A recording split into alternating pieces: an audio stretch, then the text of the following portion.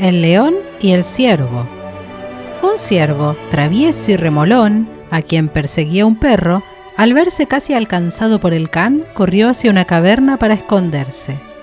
Mas apenas hubo entrado en ella, salió del fondo de la cueva un león que, abalanzándose sobre el desgraciado, lo despedazó con sus poderosas garras.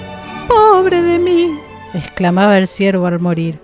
«Entré a esta caverna para huir de un perro y mantenerme a salvo, y sin imaginarlo, he venido a caer en las garras de esta fiera carnicera.